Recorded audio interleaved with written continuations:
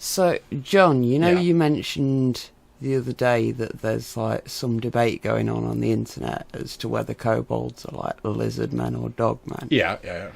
Well, obviously, I don't follow any of that so that I can be like objective when we do stuff for this channel. Okay.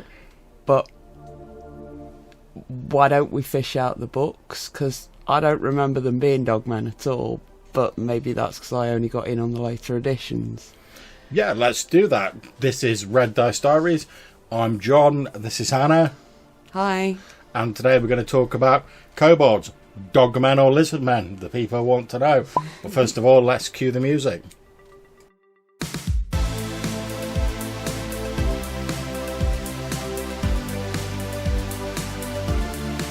Okay, so as we said before the intro music, we're going to be looking at the kobold and how they've changed throughout D&D history. We might even have a look at them in sort of popular mythology.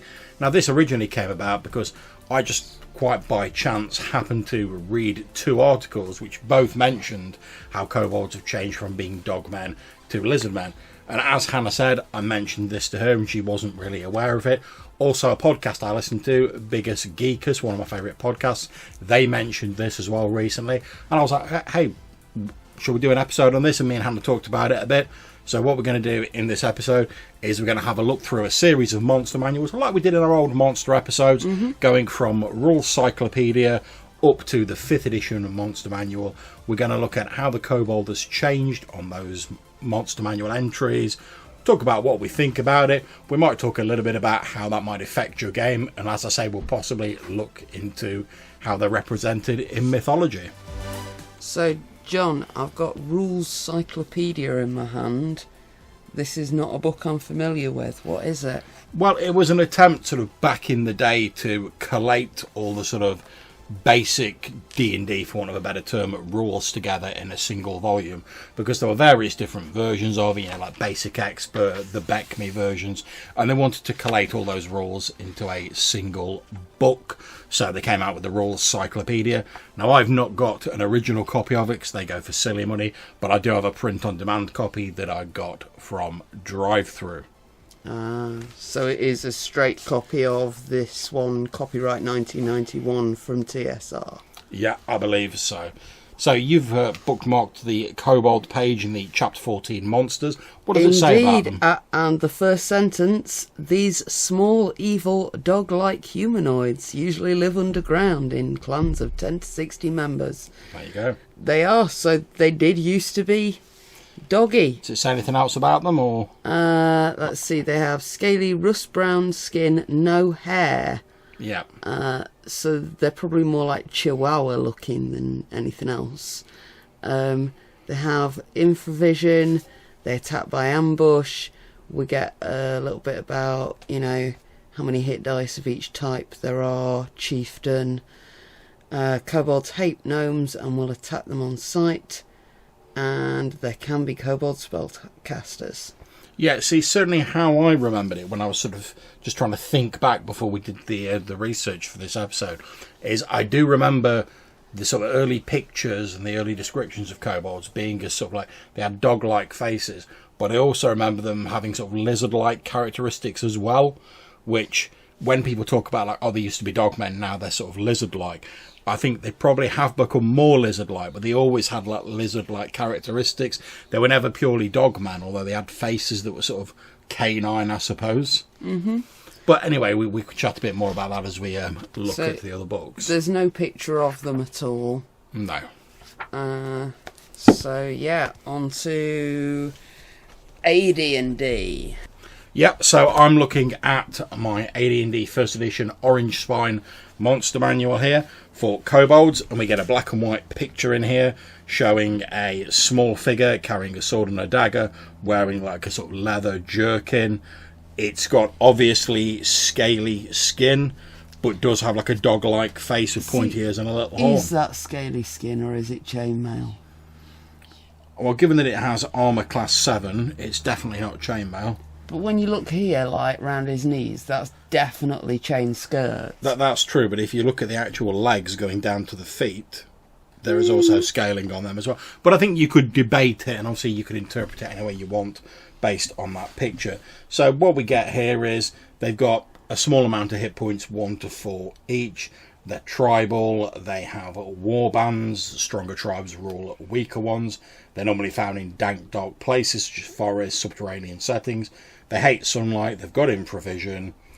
For every 40 kobolds encountered, there'll be a leader and 2 guards with slightly higher stats. We get a bit about how a typical force of kobolds is equipped. And we are told that they hate most other life, delighting in killing and torture, in particular creatures such as brownies, pixies, sprites and gnomes, which is an expansion on what we had in the Rules Cyclopedia. They war continually with the latter and attack them on sight, so they still hate gnomes. We're told in the description that the hide of kobolds runs from very dark rusty brown to a rusty black. They have no hair, their eyes are reddish and their small horns are tanned to white. They favour red or orange garb and they can live up for 135 years. So that's the first mention of horns for them as well. Yes, it is. Well, it certainly seems to be in the books that we've looked at. So you've now got the AD&D 2nd edition monster manual there. So does that have any differences to the 1st edition? Not massively that I can see. At least not in the stat block. Okay. The ecology block just points out that kobolds are easy prey for other monsters, and that's probably why they're so nasty. Right, because they're being picked on effectively. Then we've got this bit about the Erd, who are flying kobolds, from what I can see. Yeah, they're like as is often the case in like AD&D 2nd edition, you often get like a variant version of a creature, and the Erd would seem to be like bat-winged kobolds, which maybe that led to them being looked on as a bit more draconic later on. You never know. I mean, the picture this time does look more lizardy. I mean, look at that tail. Although it's kind of ratty as well. Yeah, and I was going to say, to mention the art, this is done by Tony DiTerlazzi, yeah, who did an awful lot of the Planescape art. It's got that sort of watercolour vibe to it, hasn't it? And I would say this one, like I say, looks more rat-like or more like dog-like. You certainly can't see the scales on the skin there. And I think certainly for many people whose main first experience of D&D was this monster manual, certainly I know mine was, maybe they saw this picture and the sort of dog-like mention got sort of like built up in their mind, and that sort of overtook the whole like scaly thing. I mean, it does say that they have scaly hides. Something else worth noting, though, is that their language sounds like small dogs yapping in this edition. I believe later on, and we'll be able to verify this when we get to those books, they are described as speaking Draconic, but in a sort of weird, like, yappy voice. This says they speak their own language, and some also speak Orc and Goblin. Yeah, and we should probably point out here that sort of, as you can hear, our cat's eager to chip in, but we'll soldier on. As I should probably point out, in the very earliest days of D&D, like when it was sort of moving on from chainmail, kobolds didn't even have their own sort of stat block. They were just sort of like a weaker version of goblins, so that might explain why they've got the goblin language, but they became their own thing sort of later on, and certainly by Rules Cyclopedia, they'd become an entirely separate species. So, John, here's the 3.5 manual. Yeah, and if we flick to the page that's got kobolds on it, I can see here that the depiction, the artwork, looks much more reptilian. We have this small sort of lizardy, greeny, brown looking creature holding a spear. We're also told that their subtype is small humanoid reptilian, so again they're leaning more into that. We're told they're about the size of a gnome or halfling. They have a scaly hide, a naked tail like that of a rat, but it does say they have a dog-like head with two small horns, although the artwork definitely looks a lot less dog-like in terms of the face. Oh, yeah. It's got a bit of a snout still, but it looks more lizardy. We're told they're short reptilian humanoids with cowardly and sadistic tendencies. Pretty much the description is the same as previous. They still supposedly have this like dog-like head, but they are described as very reptilian in other regards. They like to attack with overwhelming odds, at least 2 to 1, or trickery. They're sensitive to light. They live in dark places. They're good miners and often live in the mines they're developing, so that seems to be like a link back to the sort of original mythological basis of the kobold, which is sort of mining spirits and sort of like dwarves and stuff like that, if I remember correctly. We're told again that they still hate gnomes, and that's pretty much all we get on them, really. But there's definitely a move in 3.5, certainly in the artwork, if not the description, to make them look a little bit more reptilian. On that artwork, they've lost their ears. That's why they look so much more lizardy. That's true. They do have like the big pointy ears in like the previous artwork, don't they? And they seem to have lost that. Although they've still maintained the two little horns and the elongated snout. But it definitely looks more, almost like dinosaur-like, like little dinosaur rather than a dog. But the description still described them as being a bit dog-like. So whether that was just the art director's personal flavour, obviously we don't know. But you've got the 4th edition Monster Manual there, love. So what does that say about kobolds? So, as always with 4th ed, we've got half a dozen different stat blocks the for variants. slight variants. Yeah. We've got a minion, a skirmisher, a slinger, a dragon shield, and a worm priest. And that's where it gets a bit weird. Have they been worshipping dragons before now?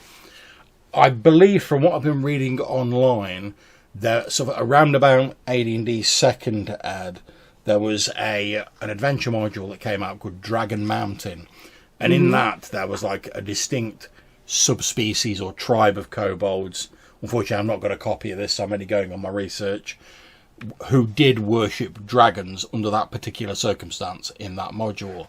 And then from that point on, there seems to have been a move to link kobolds more closely with dragons as a whole race, rather than just that sort of little tribe. So, kobold lore, with a successful nature check DC 15, kobolds often dwell near dragons' lairs, maintaining safe distance but bringing sacrificial offerings to their god. Yeah, and even back in the M3.5 Monster Manual, it says, when it comes to language, unlike previously where it said kobolds have their own language and they spoke goblins' languages, in the 3.5 Monster Manual it says they speak Draconic, but with this strange sort of barking, yapping, almost canine voice. So we're starting to see that shift more towards associating them with dragons from 3.5, and it's only become more pronounced in 4th edition, it looks like. They certainly look more draconic in the artwork. I was going to say, yeah, this artwork's very, very lizardy. They're now bright green. Yeah. They've got no ears, lots of spikes on the heads, very lizardy snouts. Yeah. No ambiguity on this. They are lizard guys. Well, I will say, compared to the 3.5 one, where I was saying it looked a bit more sort of dinosaur-y in the artwork, they almost look more sort of like alligator or like crocodile-like in the 4th edition artwork. You know, they've got the sort of long snout with all the teeth coming down. So that just leaves us a 5th ed book, love. Yeah, and as per normal with 5th ed, the monster gets a full-page spread. We get a couple of different variant stat blocks, one for a kobold, one for a winged kobold, which are presumably the Erd from previous editions, although they're not specifically called that. We're told they're egg-laying creatures, so again, I believe they always laid eggs, but again, it specifically pushes it forward here, so making those reptilian characteristics come to the fore. We're told they make up for their physical ineptitude with cleverness for traps, digging tunnels, stuff like that. So that's still a link back to the mining of mythology. We're told they worship a lesser god named Kurtulmak, who supposedly served as a vassal to Tiamat, the god of the evil chromatic dragons. So again, a link with the draconic kind. We're told that they served as Tiamat's vassal until Garl Glittergold, who is the chief god of gnomes, stole a trinket from the Dragon Queen's hoard. Tiamat sent Kurtulmak to retrieve that, but Garl Glittergold managed to play a trick on him, collapsing the earth and trapping him in an underground maze. For this reason, kobolds hate gnomes. So this is just a justification for why they attack gnomes on sight. And I like that. It gives a bit of flavour to the original sort of, rather they just hate gnomes because that you got in earlier editions. But I'm not saying that's something you couldn't have dealt with as a GM earlier on, but it's nice that they've at least given a bit of a nod to that. We're told here, with regards to winged kobolds, a few kobolds are born with leathery wings and can fly. These are known as urds, so it's not really a subspecies here, it's just like an odd sort of like birth thing. Presumably, some sort of, if they're directly related to dragons, some sort of like recessive gene or something like that, I don't know. Although the urd wings gifts are seen as gifts from Tiamat, the Dragon Queen, wingless kobolds are envious of them and don't get along with them in general. So again, tying back to like evil chromatic dragons. Other than that, they're pretty similar here. The artwork shows a sort of red-tinged reptilian humanoid who definitely looks very dragon-like here. He's got quite a doggy snout, though. I think it's the nose. Yeah, he has got a bit of a sort of dog's nose, hasn't he? Yeah, it's sort of like German Shepherd for just the nose, and then everything else is still like quite a little dragon man, yeah. And we've got like the long tail, the horns. Looks pretty similar to previous. Okay, so we've looked at kobolds throughout various editions of D&D, and we've highlighted some of the differences. In terms of mythology, the Encyclopedia Britannica tells us that kobolds in German folklore are mischievous household spirits who help with chores and give other valuable services, but they can hide household items or like kick over like stools and cause trouble. They're very temperamental. It's like your brownies and your pukas and stuff like that. They're a small fairy creature. Some kobolds have also been called the spirits of caves and mines, which is, as we said earlier, you know, tying back into that. Still others have specific names, such as the Hodeken, apologies to German listeners if I'm getting that wrong, who frighten unfaithful wives, and Goldemar, who see the secret sins of the clergy. So, Wikipedia says that kobold and goblin originate from the same word. Yeah. And obviously they're like folklore that has a lot of crossover. Yeah, I mean, that doesn't surprise me, because as we were saying originally, they weren't even differentiated in D&D. And you have to wonder whether the word kobold would even be remembered right now if it weren't for D&D. Well, that's whether it would have been... I mean, it very much feels to me, and obviously I didn't have an opportunity to speak to the people who made this decision, so I don't know, but it very much feels to me that the kobolds were originally just sort of like, oh, it's an alternate word for goblin, to the point they didn't even have a separate stat line. It was just like, oh, there's goblins, and then there's a weaker version of goblins called kobolds with less hit points.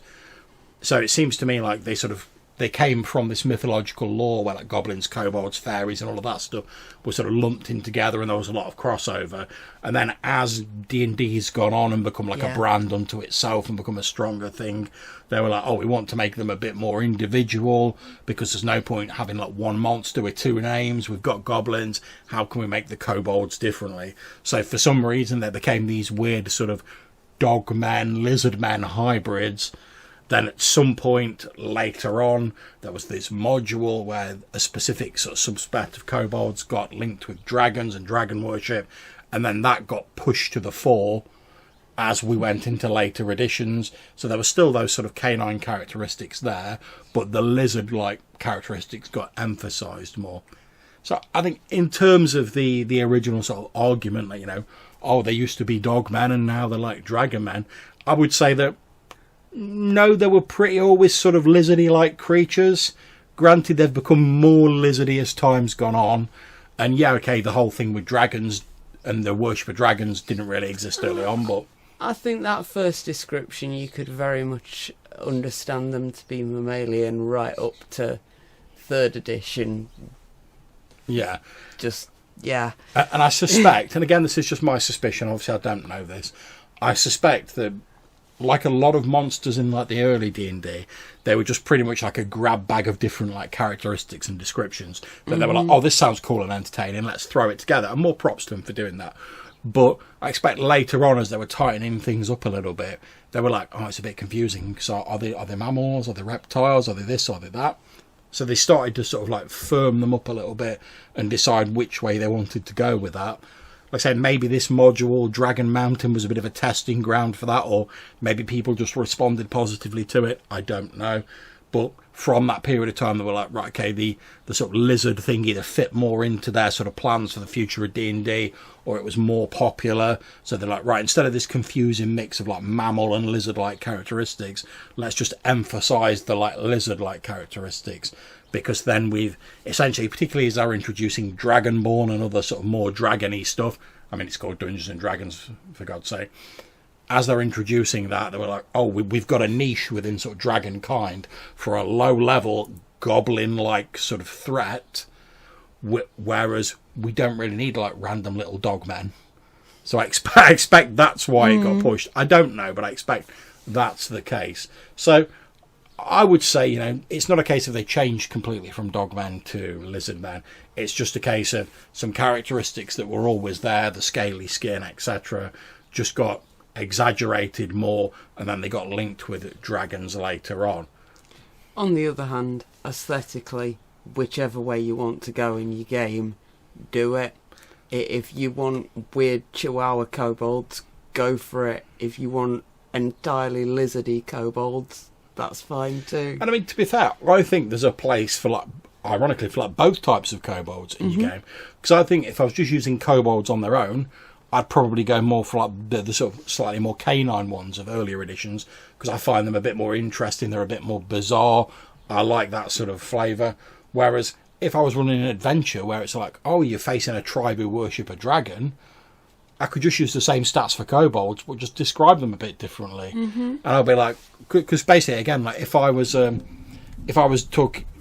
I recently ran the Island of Blood game at the local con, we had the remnants of a sort of reptile sort of empire on that island, and I was like, oh, everything on this island's descended from like the slaves of these snake men who've died out.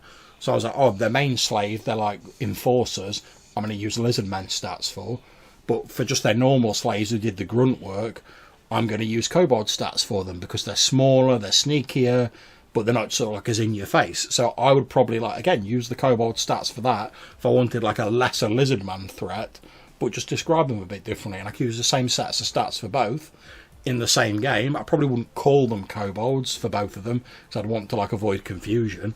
But it's dead easy to reskin stuff like this, so I'd be perfectly happy using both in a game. So, anything else to say about kobolds? They're always fun. Yeah, and I've got to remember one random thing that's occurred to me just as we're sort of wrapping up, is I remember, probably the reason why I think of them as dogmen, is I seem to remember that in the Reaper's miniature range... Oh yeah, their kobolds do look quite Dogtanian. Yeah, and for those of you who don't know, you've not just mentioned this before, Hannah used to work in our local gaming shop, now sadly no longer with us as a bricks and mortar store, but still going online, Spirit Games, go and check that out. But when Hannah was working there, like before we got together, I used to go in and look at the miniatures and stuff in there, and the Reaper ones, they had about 4 kobolds in with like little spears, and they were very dog-like, they say very Dogtanian, and the Three Musket Hounds, and that sort of stuck with me, so I expect that's probably where my view of kobolds comes from. So that's it for this episode, talking about kobolds and their transition from sort of dogman to draconic worshipping lizardman. We hope you've enjoyed the episode. If you'd like to get in touch, maybe tell us what your preferred flavour of kobold is, or how you've used them in your games, then you can get in touch with us a few different ways. You can leave us a voicemail message using SpeakPipe or Anchor, there'll be a link in the description of this show, or you can send us an email message to rddrpgpodcast@gmail.com. So until we see you again, take care, stay safe, and whatever game you're playing, have fun. Bye.